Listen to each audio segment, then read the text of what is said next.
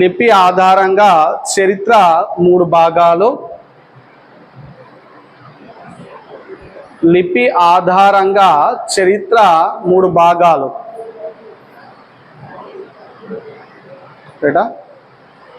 బాగా గుర్తుపెట్టుకోండి. లిపి అంటే రాయడం అనగా, రాయడం ద్వారా చరిత్ర అధ్యయనం చేయొచ్చు, చదవడం ద్వారా చరిత్ర అధ్యయనం చేయొచ్చు. బాగా గుర్తు. చరిత్ర అంటే గతం కాదు, గతాన్ని కూడా అధ్యయనం చేస్తుంది, కానీ చరిత్ర అంటే గతమే కాదు. అర్థమవుతుందా? గతం ఆధారంగా చరిత్ర ఉండదు, లిపి ఆధారంగా చరిత్ర ఉంటుంది. నేను ఒక మాట చెప్తాను, మీ అందరిని అడుగుతా చెప్పండి. మీరు నాగరికులా అనాగరికులా? మీరు నాగరికులా అనాగరికులా అని అడుగుతానా?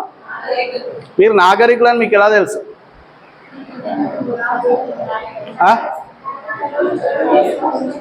చదివితే రాస్తే నాగరికులు కాదు. సింధుపురాలు కూడా రాశారు, కానీ అది ఇప్పటికీ ఎవరు చదవడం లేదు. చెప్పండి. ఎప్పుడు కానీ మనం ఇలా ఏదో చెప్పడానికి ట్రై చేస్తాం. కోచింగ్ రాకుండా కానీ, లేకపోతే బుక్ చదవకుండా కానీ, మనం బుక్లో ఆన్సర్ చదవకుండా చెప్పే మన మైండ్తో చెప్పేది ఏది కూడా తప్పే. యాక్చువల్లీ మనకి ఇక్కడ ఉంది, మీరు నాగరికులా అని అడిగా. ఇక్కడ చూడండి, నేను నాగరికత రాస్తాను. కథ అంటే తెలియజేసేది. అప్పుడప్పుడు చెప్తాం కానీ నీకు కథ చెప్పనా, ఎసార్నోనా? సో అలాగే నగరం.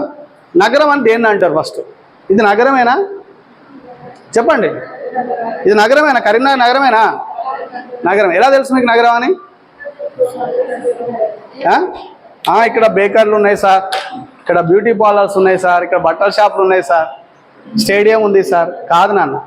నగరం అనబడాలంటే primary rule, primary ethic, primary principle ఏంటంటే అండర్ గ్రౌండ్ డ్రైనేజ్ సిస్టమ్ ఉండాలి. భూగర్భ మురికి కాల్వ పారుదల ఉండాలి. సేమ్ ద టైం తన అపరిశుభ్రతని రహస్యంగా మెయింటైన్ చేయాలి. ఇప్పుడు మనం వాష్రూమ్ మెయింటైన్ చేస్తున్నాం, అర్థమవుతుందా? మన అపరిశుభ్రతని మనం రహస్యంగా మెయింటైన్ చేస్తున్నాం, కాబట్టి వాడు నాగరికుడు. మీ చదువు, మీ తెలివితేటలు, మీ డ్రెస్సింగు, ఇది నాగరికత కాదు. తన అపరిశుభ్రతను ఎవడైతే పరిశుభ్రంగా రహస్యంగా మెయింటైన్ చేస్తాడో వాడు నాగరికుడు. ఇప్పుడు బయట తప్పుగా అనుకోవద్దు, వాడు చెప్పడానికి చెప్తున్నా. బయట ఎవరో మనం చూస్తాం అపరిశుభ్రంగా మలమూత్ర విసర్జన, వాడు నాగరికుడు కాదు, వాడు అనాగరికుడు అన్నమాట. బాగా గుర్తుపెట్టుకోండి. అప్పుడప్పుడు అంటావు నువ్వు ఏమైనా చదువుకున్నావురా అంటావు. చదువుకున్నావా కాదు, అసలు నువ్వు నాగరికుడా? ఫస్ట్ కల్చర్ వేసుకోవాలి. రైట్. ఇది చెప్పకుండా మనం ఏం చెప్తాం అంటే నేను చదువుకున్నాను, నేను డ్రెస్ వేసుకున్నాను, నేను మంచిగా ఉన్నాను, నాకు భాష వచ్చు, నా మంచి డ్రెస్ ఉంది, సెల్ ఫోన్ ఉంది, ఇవి చెప్తా ఉంటాం. ఇవన్నీ కాదు. అర్థమవుతుందా అన్న? రైట్. నెక్స్ట్ ఇప్పుడు రాద్దాం. ఏం బిట్ రాస్తాం మనం అక్కడ? గతం ఆధారంగా చరిత్ర ఉండదు, లిపి ఆధారంగా ఉండదు. కాకపోతే గతాన్ని కూడా అధ్యయనం చేస్తుంది. రైటా? లిపి ఆధారంగా చరిత్ర ఎన్ని భాగాలు? 3 టైటిల్స్ ఇస్తా, ఒకసారి చూడాలి నాన్న. ఏంటదంటే ఒకసారి బోర్డు మీద రాసుకొని చూద్దాం. ఒకసారి చరిత్ర లిపి ఆధారంగా 3 భాగాలు అని చెప్పిన ఆ 3 టైటిల్స్ ఇక్కడ ఇస్తే ఒకసారి చూడాలి, చూసి రాయండి. ఇప్పుడు రాయొద్దు. ఏంటది? చారిత్రక సంధి యుగం, ఇది చారిత్రక పూర్వ యుగం, ఇది చారిత్రక యుగం. చూడండి 3 ఇచ్చా. ఒకటేమో చారిత్రక పూర్వయుగం, రైటా? మరొకటేమో చారిత్రక సంధి యుగం, మరొకటేమో చారిత్రక యుగం. చారిత్రక పూర్వయుగంలో లిపి ఉండదు. వాళ్ళు ఏం చేశారో తెలుసుకోవడం సాధ్యం కాదు. చారిత్రక సంధి యుగం లిపి ఉంటుంది, కానీ ఆ లిపిని మనం చదవలేము.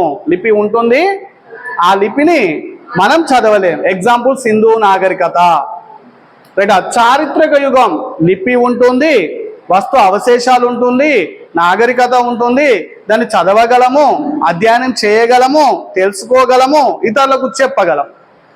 బాగా గుర్తుపెట్టుకోండి. సో ఈ 3 స్టేజెస్ని మనం దేని ఆధారంగా తీసుకుంటాను? లిపి ద్వారా తెలుసుకుంటాను. లిపి మాత్రమే ఆచరించేది, పాటించేది, నిరూపించేది. లిపి లేకుండా ఏది ఉన్నది అబద్ధమే. ఫర్ ఎగ్జాంపుల్ మంత్రతంత్రాలకు లిపి లేదు కాబట్టి అది అబద్ధం. రైట్. దేవుని మహిమలు ఉంటాయి, దానికి ఆధారం లేదు, లిపి లేదు కాబట్టి అబద్ధం. బాగుంటుంది. అంటే చారిత్రక అబద్ధం. ఒకవేళ మన పురాణాల ప్రకారం అది నిజమేమో కానీ చారిత్రకంగానైతే తీసుకోదు అలాంటివి. రాముడు బాణం వేశాడు, బాణంలోంచి నిప్పులు కురిశాయి, రావణాసుడు చనిపోయాడు. బాణం మట్టికే నిజం. బాణం పుల్లలో మళ్ళీ నిప్పు ఎలా ఉంటుంది? అది సాధ్యం కాదు. అది మళ్ళీ ఫిజిక్స్ సైంటిస్ట్ కావాలి, దాంట్లో మ్యాగ్నెట్ పెట్టాలి, రైటా? మన సినిమా షూటింగ్లో వాడినట్టు అంతా చేయాలి, అది సాధ్యం కాని పని. రైటా అన్న? సో అట్లాంటి అంశాలు తీసుకుంటారు. రైట్. నోట్ అని పెట్టి రాద్దాం. ఫస్ట్ చారిత్రక పూర్వయుగం. ఒకసారి ఫేస్బుక్ లైవ్ పెట్టినా